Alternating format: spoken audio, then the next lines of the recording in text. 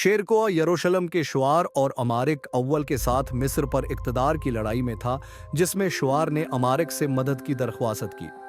1659 में सलाह अल-दीन ने शावर को कत्ल कर दिया और उसी साल के आखिर में शेरकोह का इंतकाल हो गया। उनकी मौत के बाद अल-अदीद के वजीर के किरदार के लिए मुतअद्दिद उम्मीदवारों पर गौर किया गया, जिनमें से ज़्यादातर नस्ली करद थे। इनकी नस्ली यकजाती ने अपनी सियासी जिंदगी में अयूबी खानदान के अक़दामात को शक्ल दी। सलाह अल-दीन और उसके करीबी साथी तुर्की के असर व रसूख से महतात थे।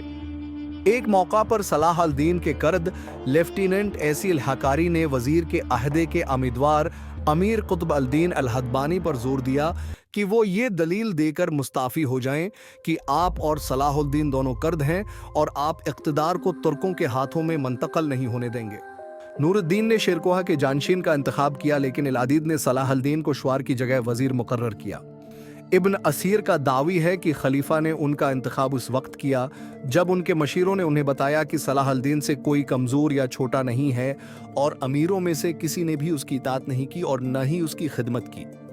ताहिम कुछ सुदेबाजी के बाद आखिरकार अमीरों की अक्सरियत ने उसे कबूल कर लिया। अल-अदीद के मशीरों पर यह भी शबह था कि वह शाम में मुकीम ज़िंगियों को तकसीम करने की कोशिश में सलाह अल-दीन को फ़रोग़ दे रहे थे। अल-वहरानी ने लिखा है कि सलाह अल-दीन को उनके ख़ानदान की सखावत और फौजी महारत में शहरत की वजह से मुंतखब किया गया था। अमाद अल-दीन ने लिखा है कि शेरकोह के मुख्तसर सोग की मद्दत के बाद, जिसके दौरान आरा में इख्तिलाफ था, ज़िंगी अमीरों ने सलाह अल-दीन का फैसला किया और खलीफा को उसे वजीर के तौर पर सरमायाकारी करने पर मजबूर किया। अगरचे हरीफ मुस्लिम रहनुमाओं की तरफ से पोजीशनें पेचीदा थीं, लेकिन शामी कमांडरों की अक्सरियत ने सलाह अल-दीन की मिस्री मुहिम में उसके किरदार की वजह से हमायत की। कि अरबी मुसादर के मुताबिक सलाह अल-दीन ने 26 मार्च को वजीर के तौर पर हल्फ उठाया, शराब पीने से तौबे की और मजहब का लिबास इख्तियार करने के लिए धोखा दही से मना मोड़ लिया। उन्हें अब भी अल-अदीद और नूर अल-दीन के माबियन हतमी वफादारी के मसले का सामना करना पड़ा। साल के आखिर में मिस्री फौजियों और अमीरों के एक ग्रुप ने सलाह अल-दीन को कत्ल करने की कोशिश की, लेकिन उसके अंटीली जिन्स चीफ अली इब्न सफियान की बदौलत उनके अरादों के बारे में पहले ही मालूम होने के बाद उसने फातमी महल के अहम साजिशी नाजी मोतमीन अल-खलीफा को गिरफ्तार करके हलाक कर दिया। उसके अगले दिन सलाह अल-दीन की हुक्मरानी की मुखालिफत करने वाली फातमी फौज की रजमंटों के 34-50 सियाह फाम अफ्रीकी फौजियों ने मिस्री अमीरों और आम लोगों के साथ मिलकर बगावत की। अगस्त तक सलाह अल-दीन ने फैसला किन तौर पर बगावत को कुचल दिया था और फिर कभी काहिरा से फौजी चैलेंज का सामना नहीं करना पड़ा।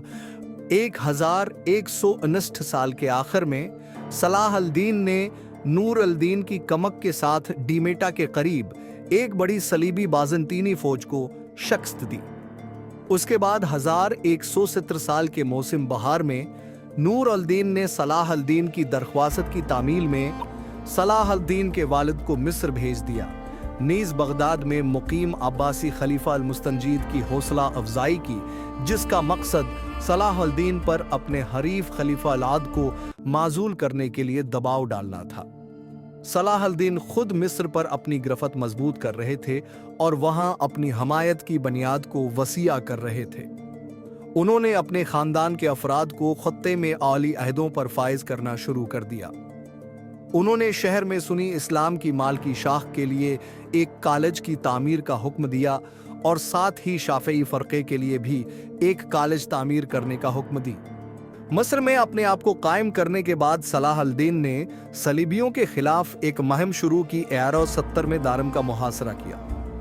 अमारिक ने दारम के दिफा में उसकी मदद करने के लिए गजा से अपनी टेम्पलर गैरिजन को वापस बुला लिया, लेकिन सलाह अल-दीन ने उनकी फौज से ग्रीज किया और 1288 में गजा पर कब्जा कर लिया। 1201 विन में सलाह अल-दीन ने गजा में उन कलाओं को तबाह कर दिया जो बादशाह बाल्डोन सोम ने नाइट्स टेम्पलर के लिए तामीर किए थे। इसी साल के दौरान उसने आइलात के सलीबी कलह पर हमला किया और उस पर कब्जा कर लिया, जो खलीज अक़बा के सिर से दूर एक जजीरे पर तामीर किया गया था। ये मुस्लिम बहरिया के गुजरने के लिए ख़तरा नहीं था, लेकिन मुस्लिम बहरी जहाज़ों की छोटी जमातों को परेशान कर सकता था और सलाह अल-दीन ने उसे अपने रास्ते से हटाने का फैसला किया। इमादुद्दीन के मुताबिक नूरुद्दीन ने जून 1671 में सलाहुद्दीन को खत लिखकर मिस्र में अब्बासी खिलाफत को दोबारा कायम करने के लिए कहा, जिसे सलाहुद्दीन ने 2 माह बाद शाफई फ़क़ीह नजमुद्दीन अल-ख़ुबूशानी की मज़ीद हौसला अफजाई के बाद मरबूत किया, जिन्होंने मलिक में शिया हुक्मरानी की शदीद मुखालफत की थी। इस तरह बहुत से मिस्री अमीर मारे गए, लेकिन अल-अदीद को बताया गया कि वो उसके खिलाफ बगावत करने की वजह से मारे गए थे। उसके बाद वो बीमार हो गया या एक रिवायत के मुताबिक जहर दिया गया। बीमार होने के दौरान उसने सलाहुद्दीन से कहा कि वो अपने छोटे बच्चों की देखभाल करने की दरख्वास्त करे, लेकिन सलाहुद्दीन ने अब्बासियों के साथ खयानत के खौफ से इनकार कर दिया और कहा जाता है कि उसे ये एहसास होने के बाद अपने अमल पर पछतावा हुआ कि अल-अदीद किया चाहता था। 13 सितंबर को उनका इंतकाल हुआ और 5 दिन बाद काहिरा और अल-फौसत में अब्बासी खतबा दिया गया, जिसमें अल-मुस्तदी को खलीफा करार दिया गया। 25 सितंबर को सलाहुद्दीन काहिरा से रवाना हुआ ताकि यरूशलेम की सल्तनत के सोहराई कलाओं कीरक और मॉन्ट्रियल पर एक मुश्तरका हमले में हिस्सा ले सके। मॉन्ट्रियल पहुंचने से पहले सलाहुद्दीन काहिरा वापस चले गए, क्योंकि उन्हें ये इत्तलाआत मौसूल हुई कि उनकी गैर मौजूदगी में सलीबी रहनुमाओं ने सलाहुद्दीन पर इंदर से हमला करने और उसकी ताकत को कम करने के लिए मिस्र के अंदर गद्दारों की हमायत में इजाफा किया है। खास तौर पर फातमियों ने अपनी माजी की अजमत को बेहाल करने की साजिशें शुरू कर दी हैं। उसकी वजह से नूरुद्दीन अकेले चले गए। 1173 के मौसम गर्मा के दौरान आर्मीनिया के साबिक फातमी फौजियों के एक दस्ते के साथ एक नोबियाई फौज को मिस्री सरहद पर इत्तला दी गई।